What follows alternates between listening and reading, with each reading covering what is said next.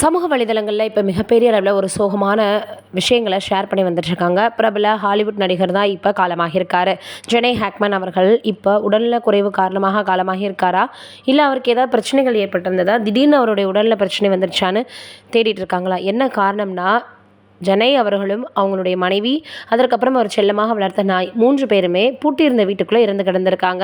நீண்ட நாட்களாக ஆள் வெளியே வரவே இல்லையே அப்படின்னு சொல்லிட்டு தான் பக்கத்தில் இருக்கவங்க காவல்துறையிடம் தெரிவிச்சிருக்காங்க. அப்போ தான் ஓப்பன் பண்ணி பார்த்தப்ப அதிர்ச்சி காத்துட்டு இருந்திருக்கு. ஜெனை ஹேக்மன், அவருடைய மனைவி, அதே போல் வளர்த்த நாயின்னு எல்லோருமே வீட்டுக்குள்ளேயே வந்து பார்த்திங்கன்னா இறந்து கிடந்திருக்காங்க. இவர் வந்து ஃப்ரெண்ட்ஷிப் கனெக்ஷன் அப்படின்ற படத்தின் மூலமாக மிகப்பெரிய அளவில் வந்து அதோடு மட்டும் இல்லாமல் பல விருதுகளை வாங்கவும் செஞ்சுருக்கிறாரு. இந்த சூழ்நிலை என்ன இது, பூட்டியிருந்த வீட்டுக்குள்ளே இவருக்கு இப்படியும் நிலைமை ஆயிடுச்சு அப்படின்னு எல்லோருமே ரொம்பவே வேதனை தெரிவித்து வந்துட்டுருக்காங்க.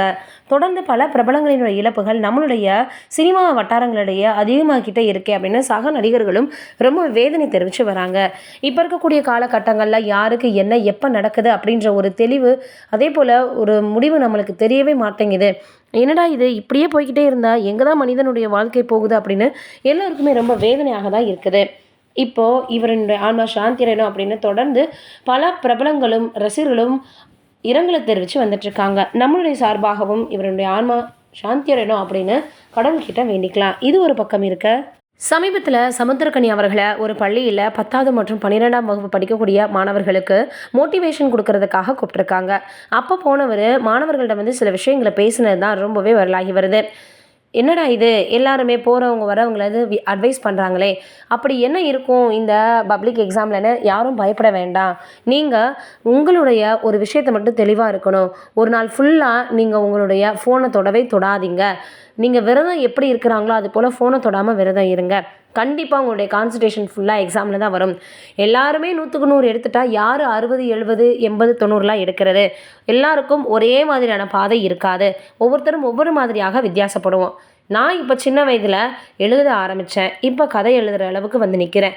அதே போல் ஒவ்வொருத்தருக்கும் ஒவ்வொரு திறமை இருக்கும். ஆனால் கல்வின்றது பேசிக்காக நம்மளுக்கு தேவைப்படுது. அதனால் நீங்கள் இதை விடக்கூடாது. உங்களுக்கு என்ன திறமை இருக்கோ அதுக்கேற்ற மாதிரியாக உங்களை மாற்றிக்கலாம். 100 மார்க் தான் எடுக்கணுன்ற அவசியம் இல்லை. ஆனால் எழுதுறதை நம்ம தெளிவாக நல்லபடியாக நம்மளுடைய கடமையை செய்யணும் அப்படின்னு சொல்லியிருக்கிறாராம்.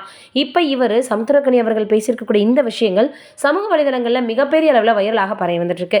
எல்லோருமே என்னடா இது சார் இப்படி சொல்லியிருக்கிறாரே அப்படின்னு அதை பற்றி யோசிச்சுட்டே இருக்காங்களாம்.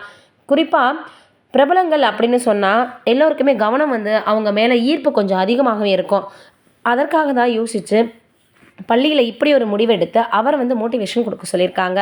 அப்படி கொடுத்தப்ப தான் இவர் இப்படி விரதம் இருங்க, இந்த மாதிரிலாம் பண்ணுங்கள், இந்த மாதிரிலாம் பண்ணாதீங்க, வாழ்க்கையில் நம்ம அப்போ தான் முன்னேற முடியும்னு பல விஷயங்களை பேசியிருக்கிறது வைரலாகி வருது. நீங்கள் என்ன நினைக்கிறீங்கன்னு கமெண்ட்டில் சொல்லுங்கள்.